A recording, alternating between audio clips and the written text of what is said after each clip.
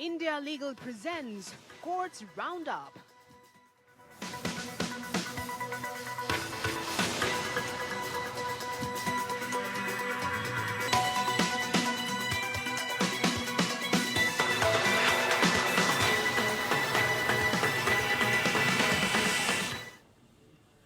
नमस्कार, आप देख रहे हैं हमारी खास पेशकश कोर्ट्स राउंडअप। मैं हूं आपके साथ ऋषु त्यागी। इस बुलेटिन में अगले आधे घंटे हम आपको कोर्ट से जुड़ी तमाम छोटी बड़ी खबरों से रूबरू करवाएंगे।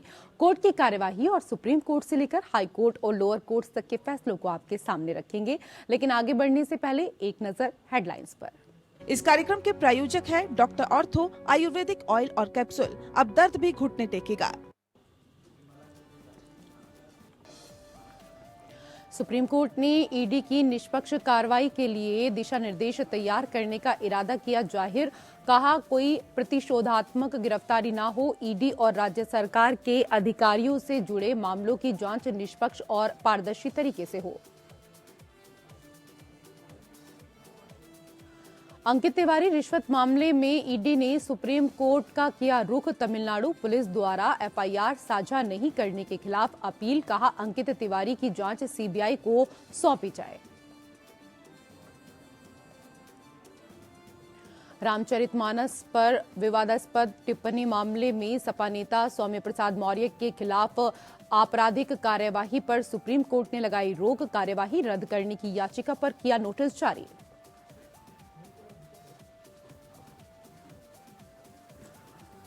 जस्टिस प्रसन्ना बी वराले ने ली सुप्रीम कोर्ट के जज पद की शपथ। सीजेआई चंद्रचूड़ ने दिलाई शपथ। अब सुप्रीम कोर्ट में जजों की संख्या पूरी होकर हुई 34।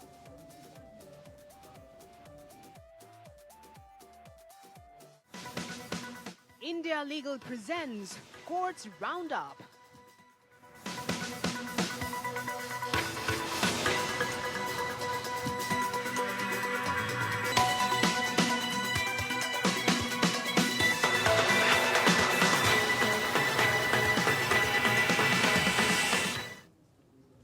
कोर्ट से जुड़ी खबरें अब विस्तार से। सुप्रीम कोर्ट ने ये सुनिश्चित करने के लिए दिशा निर्देश बनाने का इरादा व्यक्त किया कि प्रवर्तन निदेशालय और राज्य सरकार के अधिकारियों से जुड़े मामलों की जांच निष्पक्ष और पारदर्शी तरीके से हो। अपराधियों को बरी नहीं किया जाना चाहिए। प्रतिशोधात्मक गिरफ्तारी और दुर्भावनापूर्ण भी नहीं होनी चाहिए। न्यायालय ने कहा कि वो ऐसा सिस्टम विकसित करने का प्रस्ताव कर रहा है जो पूरे भारत में लागू हो सके। जस्टिस सूर्यकांत और जस्टिस केवी विश्वनाथन की खंडपीठ ईडी द्वारा दायर रिट याचिका पर सुनवाई कर रही थी, जिसमें ईडी अधिकारी अंकित तिवारी के खिलाफ रिश्वत मामले की जांच तमिलनाडु सतर्कता और भ्रष्टाचार निरोधक निदेशालय से केंद्रीय जांच ब्यूरो को स्थानांतरित करने की मांग की गई थी। खंडपीठ ने तमिलनाडु राज्य को नोटिस जारी कर याचिका पर उसकी प्रतिक्रिया मांगी और मामले को 2 सप्ताह के बाद स्थगित कर दिया। कोर्ट ने निर्देश दिया कि इस बीच वो तिवारी के खिलाफ जांच आगे न बढ़ाएं। अदालत ने आगे निर्देश दिया कि राज्य एजेंसी को मामले में अब तक एकत्र की गई सभी सामग्रियों को अदालत के साथ साझा करना चाहिए। जब मामला उठाया गया तो ईडी की ओर से पेश हुए भारत के सॉलिसिटर जनरल तुषार मेहता ने स्पष्ट किया कि एजेंसी रिश्वत मामले में फंसे अधिकारी का समर्थन नहीं कर रही है, बल्कि मामले की निष्पक्ष और उचित जांच चाहती है। तुषार मेहता ने शिकायत की कि तमिलनाडु पुलिस अनुसूचित अपराधों की एफआईआर साझा नहीं कर रही है, जिससे राज्य के कई अधिकारियों के खिलाफ मनी लॉन्ड्रिंग मामले में ईडी की जांच रुक रही है। सुनवाई के दौरान कुछ नाटकीय क्षण देखने को मिले, जब दोनों पक्षों के वकीलों के बीच बहस तेज हो गई। जब तमिलनाडु एएजी ने पूछा कि ईडी यूपी, मध्य प्रदेश या गुजरात में किसी भी मामले की जांच क्यों नहीं कर रही है, तो सॉलिसिटर जनरल ने इसे राजनीतिक प्रस्तुतिकरण करार देते हुए खंडन किया।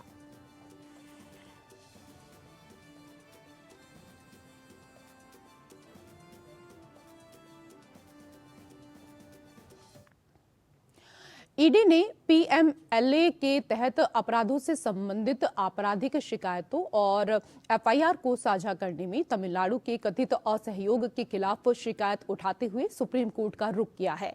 ईडी ने यह भी अनुरोध किया है कि उसके अधिकारी अंकित तिवारी के खिलाफ रिश्वत के आरोपों की जांच सीबीआई को सौंपी जाए। वर्तमान में तमिलनाडु सतर्कता और भ्रष्टाचार निरोधक निदेशालय या डीवीएसी इसकी जांच कर रहे हैं। शीर्ष अदालत के समक्ष अपनी याचिका में ईडी ने कहा कि वो तमिलनाडु में मनी लॉन्ड्रिंग के पीड़ितों के मौलिक अधिकारों की रक्षा के लिए शीर्ष अदालत का रुख कर रहा है। मद्रास उच्च न्यायालय ने दिसंबर में डीवीएसी द्वारा गिरफ्तार ईडी अधिकारी तिवारी की जमानत याचिका खारिज कर दी थी। तिवारी को डिंडीगुल में एक डॉक्टर से 20 लाख रुपए की रिश्वत लेते हुए पकड़े जाने के बाद गिरफ्तार किया गया था। डीवीएसी द्वारा दावा किए जाने के बाद उन्हें 1 दिसंबर 2023 को न्यायिक हिरासत में भेज दिया गया था कि उन्होंने डॉक्टर को धमकी दी थी और उनके खिलाफ लंबित मामलों को बंद करने के लिए 3 करोड़ रुपए की मांग की थी।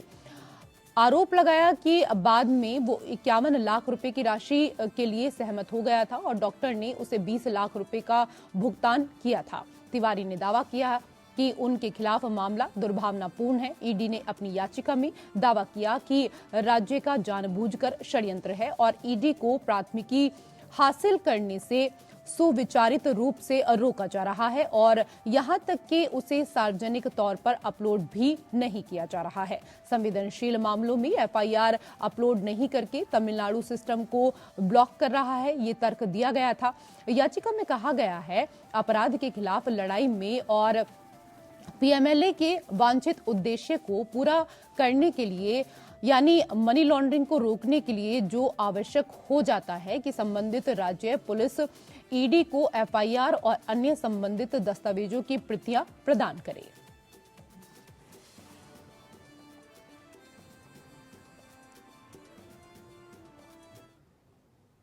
उधर सुप्रीम कोर्ट ने समाजवादी पार्टी के नेता स्वामी प्रसाद मौर्य की तुलसीदास के रामचरितमानस के बारे में उनकी कथित टिप्पणी पर आपराधिक कार्यवाही रद्द करने की याचिका पर नोटिस जारी किया है। इलाहाबाद हाईकोर्ट की लखनऊ पीठ ने पहले रामायण पर आधारित महाकाव्य कविता के बारे में विवादित टिप्पणियों से संबंधित प्रतापगढ़ जिला अदालत में कानूनी कार्यवाही रद्द करने की मौर्य की याचिका खारिज कर दी थी। हालांकि स्वामी प्रसाद मौर्य ने जोर देकर कहा कि मामला राजनीति से प्रेरित है। जस्टिस बीआर गवई और संदीप मेहता ने उत्तर प्रदेश सरकार की ओर से पेश हुए अतिरिक्त महाधिवक्ता शरण देव सिंह ठाकुर से कहा, आप इन चीजों को लेकर इतने संवेदनशील क्यों हैं? ये व्याख्या का विषय है, ये एक विचारधारा है, ये अपराध कैसे है? मौर्य को प्रतियां जलाने के लिए जिम्मेदार नहीं ठहराया जा सकता।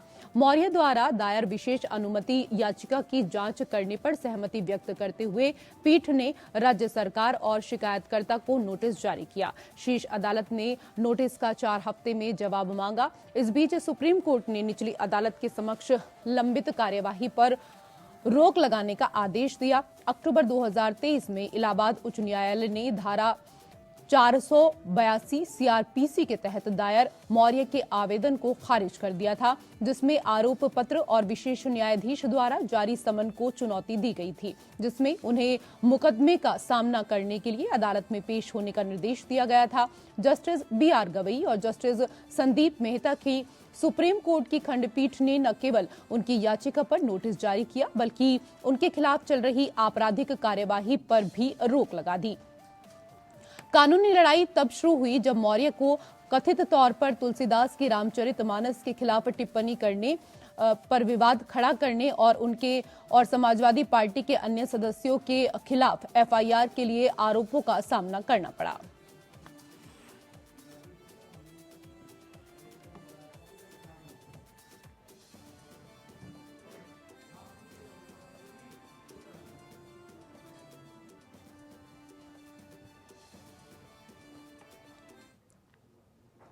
उधर सुप्रीम कोर्ट ने हलाल प्रमाणित उत्पादों के निर्माण, बिक्री, भंडारण और वितरण पर उत्तर प्रदेश सरकार के प्रतिबंध को चुनौती देने वाले जमीयत उलमाए हिंद हलाल ट्रस्ट की याचिका पर नोटिस जारी किया है। इसने जमीयत प्रमुख महमूद मदनी और ट्रस्ट के अन्य पदाधिकारियों को किसी भी दंडात्मक कार्रवाई से भी राहत दी गई है। जस्टिस BR गवई और जस्टिस संदीप मेहता की खंडपीठ जमीयत उलेमाए हिंद हलाल ट्रस्ट द्वारा संविधान के अनुच्छेद 32 के तहत दायर रिट याचिका पर सुनवाई के लिए सहमत हुई।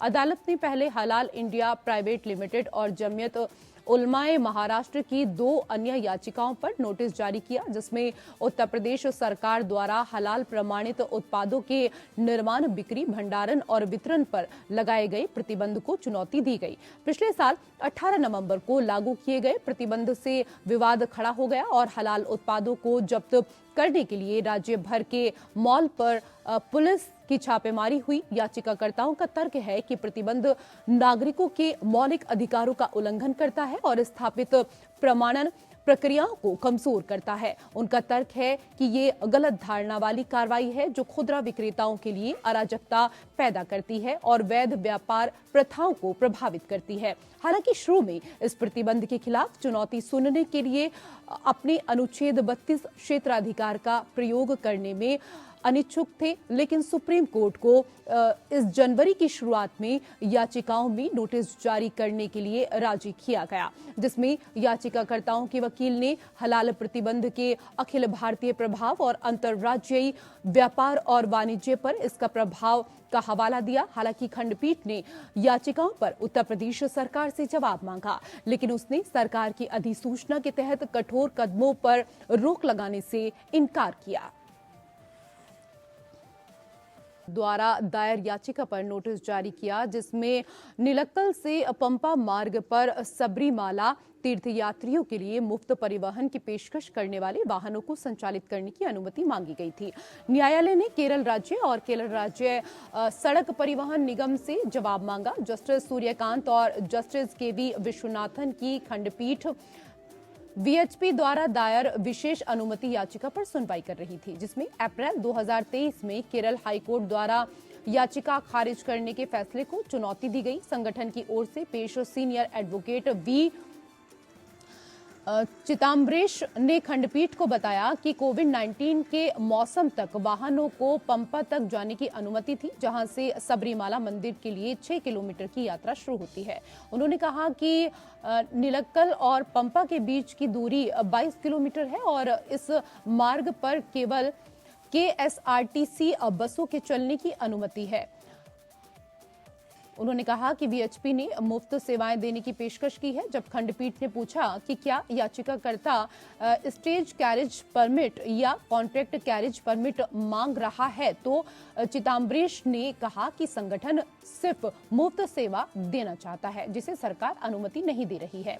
वर्तमान में केवल केरल राज्य सड़क परिवहन निगम को ही इस मार्ग पर संचालन की अनुमति है। उन्होंने कहा लाखों श्रद्धालु वहां आ रहे हैं, वो लंबी कतारों में 28 घंटे 30 घंटे तक इंतजार कर रहे हैं।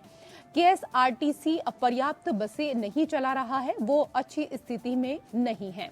हाईकोर्ट के समक्ष याचिकाकर्ता ने तीर्थयात्रियों के मुफ्त परिवहन के लिए पट्टे पर 20 अनुबंध गाड़ियां लेकर निलक्कल से पंबा और इसके विपरीत तक मुफ्त सेवा का प्रस्ताव रखा। हाईकोर्ट ने कहा कि यदि याचिकाकर्ता को प्रारंभ और टर्मिनल बिंदुओं पर पिक एंड ड्रॉप के साथ विशेष परमिट वाले वाहनों को संचालित करने की अनुमति दी गई, तो ये वास्तव में कॉरिडोर प्रतिबंध के साथ स्टेज कैरेज बन जाएगा, जो परमिट शर्तों का उल्लंघन होगा।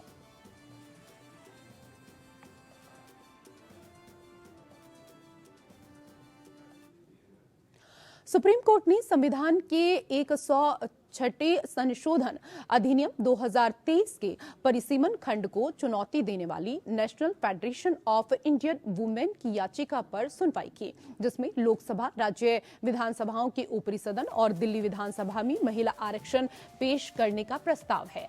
हालांकि सितंबर में राष्ट्रपति द्रौपदी मुर्मू द्वारा संवैधानिक संशोधन पर हस्ताक्षर किए गए थे, लेकिन ये अधिनियम तब तक लागू नहीं किया जाएगा जब तक कि अगली जनगणना के बाद परिसीमन अभ्यास आयोजित नहीं किया जाता।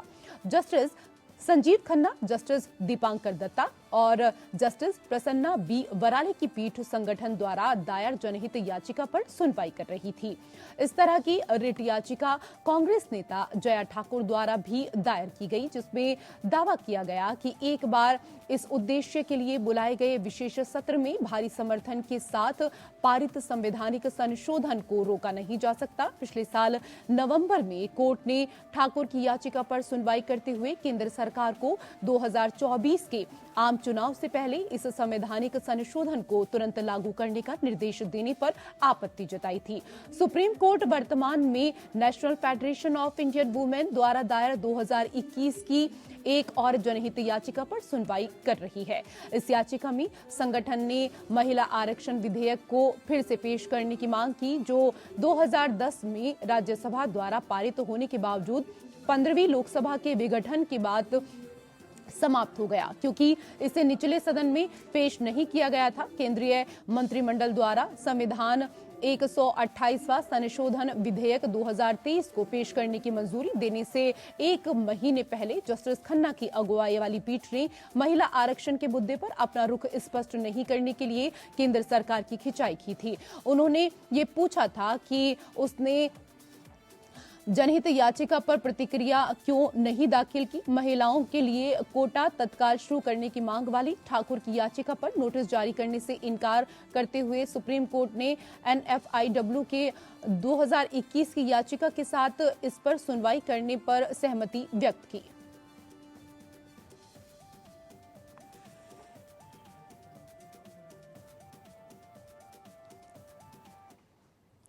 उधर दिल्ली उच्च न्यायालय ने हाल ही में कहा कि किसी भी आम व्यक्ति की तरह न्यायाधीश भी अपने परिवारों की देखभाल करने के लिए निजी और सामाजिक अधिकारों के हकदार हैं। न्यायमूर्ति स्वर्णकांत शर्मा ने कहा कि ये कहना गलत है कि किसी न्यायाधीश के परिजनों को धोखा देने के आरोपी व्यक्ति को न्यायाधीश के प्रभाव के कारण न्याय नहीं मिलेगा। आरोप उर्फ रवि गौतम का साथी होने के आरोपी मोहित पिलानिया द्वारा दायर जमानत याचिका को खारिज करते हुए ये टिप्पणी की गई, जिसने शादी का झूठा वादा करके एक न्यायिक अधिकारी की बहन के साथ कथित तौर पर बलात्कार किया और उसे धोखा दिया। अदालत ने अपनी दलीलों में पीड़ित और न्यायिक अधिकारी की पहचान उजागर करने के लिए आरोपी व्यक्ति के वकील को भी फटकार लगाई। कोर्ट ने कहा, ये सुझाव देना कि चूंकि धोखा देने वाला व्यक्ति न्यायिक अधिकारी का रिश्तेदार है और जमानत नहीं दी जाती है तो ये न्यायिक प्रणाली में पक्ष लेने के समान होगा। अदालत ने कहा, ये कहना कि सिर्फ इसलिए कि पीड़िता का भाई एक न्यायिक अधिकारी है, आरोपी को बिना किसी सबूत के किसी प्रभाव के कारण जमानत नहीं मिल रही है, बेतुका है। इस तर्क को स्वीकार करने के बराबर होगा कि पीड़ित होने या चोट लगने या धोखा दिए जाने की स्थिति में एक न्यायिक अधिकारी, जैसा कि इस मामले में शिकायतकर्ता का जैविक भाई है, को अपने परिवार या अपने निकटतम परिजनों के लिए न्याय पाने का मौलिक अधिकार नहीं है। कोर्ट ने जोर देकर कहा कि न्यायाधीश भी अपनी प्रतिष्ठा की परवाह करते हैं और पीड़ित और न्यायिक अधिकारी की पहचान का खुलासा करके ये आरोपी है जो न्यायिक प्रणाली का लाभ उठाने की कोशिश कर रहा है। पीठ ने इस बात का भी जिक्र किया कि निचली अदालत ने भी वकील को पीड़िता और उसके न्यायाधीश भाई की पहचान उजागर करने के खिलाफ आगाह किया था, इसलिए बेंच ने जमानत याचिका खारिज कर दी।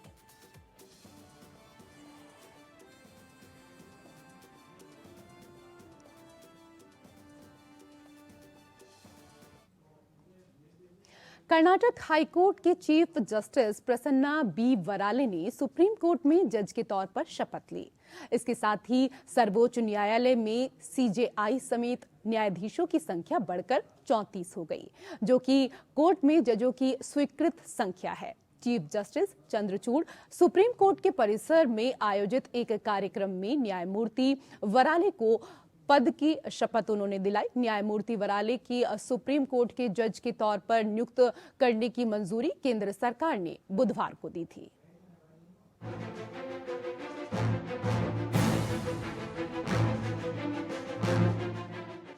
Karnataka high court chief justice Prasanna B Varale ने सुप्रीम कोर्ट के जज के तौर पर शपथ ली।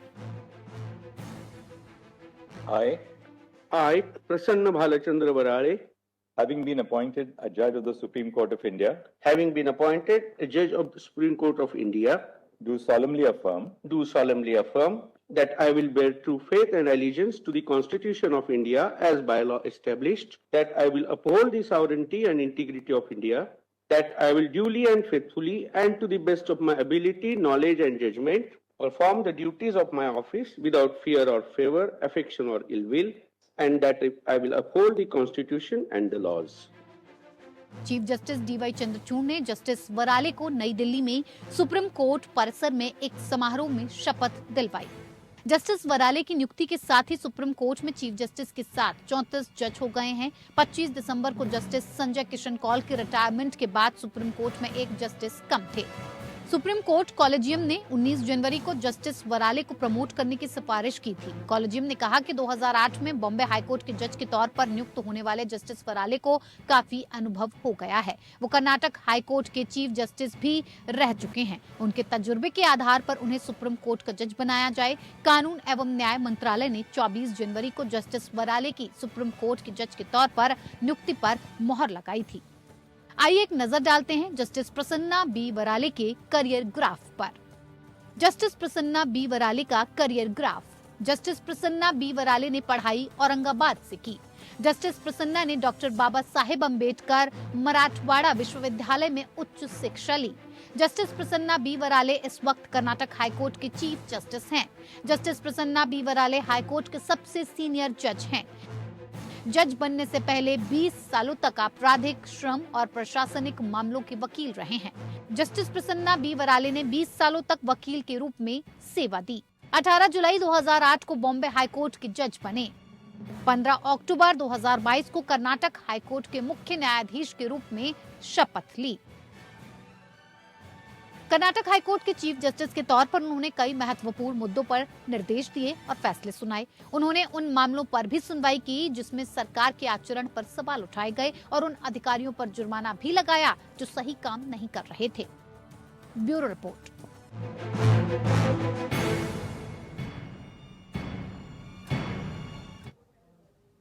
कोर्ट से जुड़ी खबरों में मेरे साथ फिलहाल इतना ही। नमस्कार। India Legal presents Courts Roundup.